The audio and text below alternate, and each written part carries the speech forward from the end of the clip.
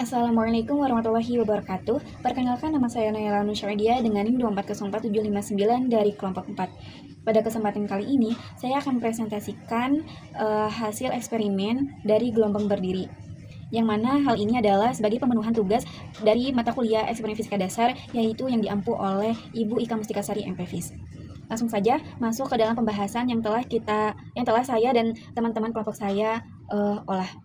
Jadi, apa itu gelombang berdiri? Gelombang berdiri atau gelombang stasioner adalah jenis gelombang yang terbentuk dari kombinasi dua gelombang dengan frekuensi dan amplitude yang sama, yang bergerak berlawanan arah. Dalam gelombang ini, amplitude gelombang bervariasi dalam ruang, sehingga ada titik-titik yang tidak bergerak dan titik-titik dengan amplitude maksimum.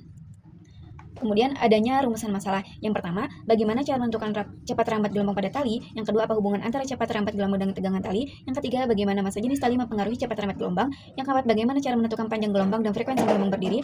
Yang kelima, apa pengaruh medan magnet terhadap simpangan gelombang pada kawat. Dan yang keenam, bagaimana besar arus listrik mempengaruhi simpangan kawat. Kemudian selain rumusan masalah, adanya tujuan eksperimen.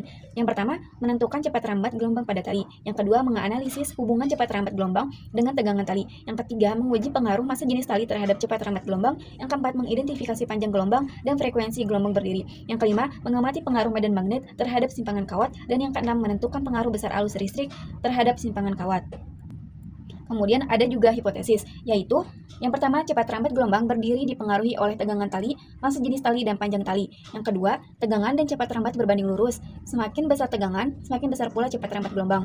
Dan yang ketiga, massa jenis dan cepat rambat berbanding terbalik. Semakin besar massa jenis, semakin kecil cepat rambat gelombang. Dan yang keempat, semakin besar energi yang diberikan, semakin besar amplitude gelombang. Pada eksperimen gelombang berdiri ini adanya dasar teori yang mana praktikum pada gelombang berdiri bertujuan untuk mendapatkan nilai kecepatan cepat rambat gelombang pada dawai. Bila gelombang-gelombang terbatas di dalam ruang, seperti gelombang pada tali piano, maka ada pantulan atau refleksi pada kedua ujungnya. Dan karenanya ada gelombang-gelombang yang bergerak pada kedua arah. Ada frekuensi tertentu yang superposisinya menghasilkan suatu pola getaran stasioner yang disebut gelombang berdiri.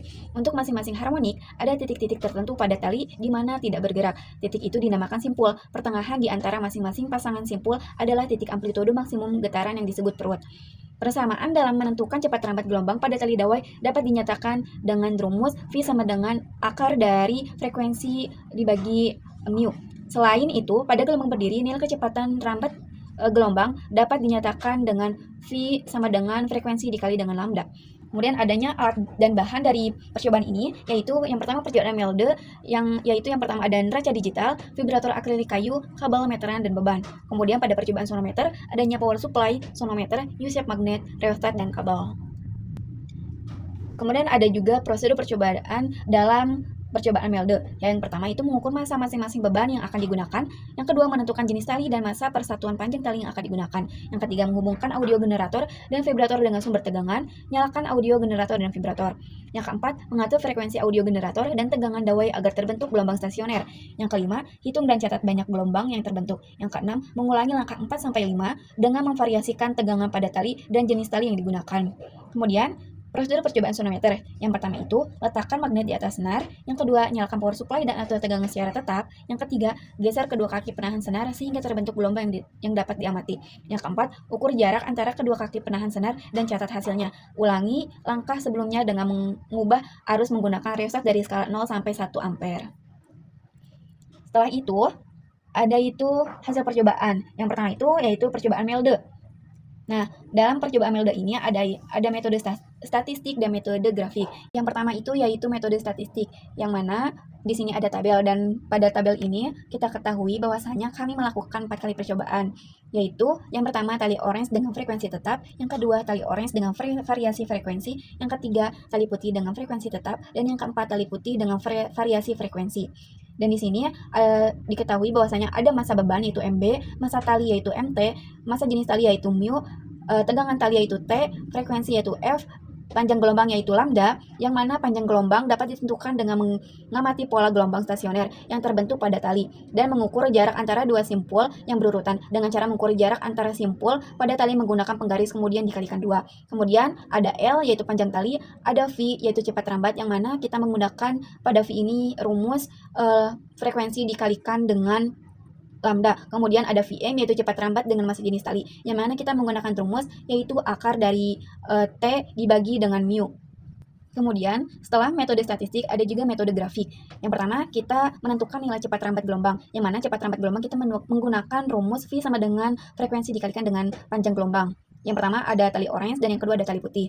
Nah, yang mana pada sumbu X yaitu frekuensi dan sumbu Y itu ya cepat rambat gelombang. Dari kedua grafik, kita memperoleh hasil data yang mendekati linear, bahwasanya cepat rambat gelombang berbanding lurus dengan frekuensi. Semakin tinggi frekuensi, maka cepat rambat gelombang semakin tinggi pula. Kemudian yang kedua itu kita menentukan hubungan antara cepat rambat gelombang pada tali dengan massa jenis tali. Yang mana kita menggunakan rumus cepat rambat yaitu akar dari T per mu. Nah, di sini kita memplotkan bahwa cepat rambat gelombang pada sumbu Y dan massa jenis tali di sumbu X, yang mana massa jenis talinya itu yaitu akar dari 1 per mu. Dari grafik, terlihat hubungan linear antara cepat rambat dengan akar dari 1 per mu, yang sesuai dengan persamaan V sama dengan akar dari T per mu. Bahwasanya grafik linear membuktikan hubungan cepat rambat berbanding lurus dengan akar dari 1 per mu, yang mana jika mu meningkat, cepat rambat gelombang akan berkurang. Kemudian yang ketiga yaitu kita menentukan hubungan antara cepat rambat gelombang pada tali dengan tegangan tali. Untuk membuktikan hubungan antara cepat rambat gelombang dengan tegangan tali, kita menggunakan rumus V sama dengan akar dari T per mu. Dan di sini ada percobaan tali orange dan tali putih. Di sini kita sama-sama memplotkan bahwasannya cepat rambat di sumbu Y dan tegangan tali di sumbu X. Dari kedua grafik kita memperoleh hasil data yang linear. Jadi semakin tinggi nilai tegangan tali, maka cepat rambat gelombang semakin tinggi pula. Kemudian yaitu hasil percobaan sonometer. Nah, pada percobaan sonometer ini kita mendapatkan hasil bahwasanya yang pertama, gelombang stasioner terjadi ketika adanya arus listrik yang diberikan salah satu ujung kawat berinteraksi dengan gelombang yang datang menghasilkan simpul dan perut pada posisi tertentu. Kemudian yang kedua, medan magnet dapat mempengaruhi simpangan kawat melalui gaya Lorentz, yaitu gaya yang timbul karena adanya arus listrik di medan magnet. Semakin besar medan magnet, maka semakin besar pula gaya Lorentz yang bekerja, sehingga kawat juga akan meningkat. Yang ketiga, yaitu jika magnet dimiringkan, komponen medan magnet yang tegak lurus dengan kawat akan berkurang. Akibatnya, gaya Lorentz yang bekerja pada kawat menjadi lebih kecil dan simpangan kawat juga ikut mengecil. Kemudian yang keempat, dari percobaan yang telah kita lakukan, kita mendapatkan hasil bahwasanya massa jenis kawat memengaruhi panjang gelombang yang terbentuk. Semakin besar massa jenis kawat, yaitu kawat lebih berat, maka semakin sulit bagi kawat untuk bergetar. Akibatnya, simpangan kawat menjadi lebih kecil. Kemudian, yang kelima, kita mendapatkan hasil bahwasanya semakin besar arus listrik yang mengalir melalui kawat, gaya Lorentz juga akan bertambah besar. Hal ini menyebabkan simpangan kawat, yaitu gerakan naik turun, menjadi lebih besar. Dan di sini ada tabel percobaan kita, yang mana saat arus listrik meningkat, amplitude simpangan kawat juga meningkat. Jadi, simpangan kawat berbanding lurus dengan arus listriknya mengalir. Semakin besar arus, semakin besar pula simpangan kawat. Kemudian yang terakhir yaitu adanya simpulan. Hasil dari praktik yang kami lakukan menunjukkan bahwa pada percobaan Melde, panjang gelombang berbanding lurus dengan cepat rambat gelombang, di mana cepat rambat tersebut dipengaruhi oleh massa jenis dan tegangan tali. Semakin besar massa jenis tali, semakin kecil cepat rambat gelombang, sedangkan tegangan tali yang lebih besar menghasilkan cepat rambat yang lebih tinggi. Kemudian, pada percobaan sonometer, medan magnet dan arus listrik mengaruhi simpangan kawat melalui gaya Lorentz, di mana simpangan berbanding lurus dengan besar arus listrik. Selain itu juga, massa jenis kawat yang lebih besar mengurangi simpangan, dan komponen medan magnet yang tegak lurus terhadap kawat juga mengaruhi besar simpangan. Secara keseluruhan, hasil praktikum membuktikan bahwa karakteristik gelombang sangat dipengaruhi oleh faktor fisik seperti massa jenis, tegangan medan magnet, dan arus listrik. Pada percobaan kali ini, yaitu gelombang berdiri, referensi kami yaitu buku Tipler Jilid 1, buku Tipler Jilid 2, dan Fisika Dasar 2. Kemudian di sini ada juga dokumentasi ketika kami melakukan eksperimen. Mungkin sekian yang dapat saya sampaikan. Mohon maaf apabila masih banyak kekurangan. Wabillahi taufiq wal hidayah. Wassalamualaikum warahmatullahi wabarakatuh.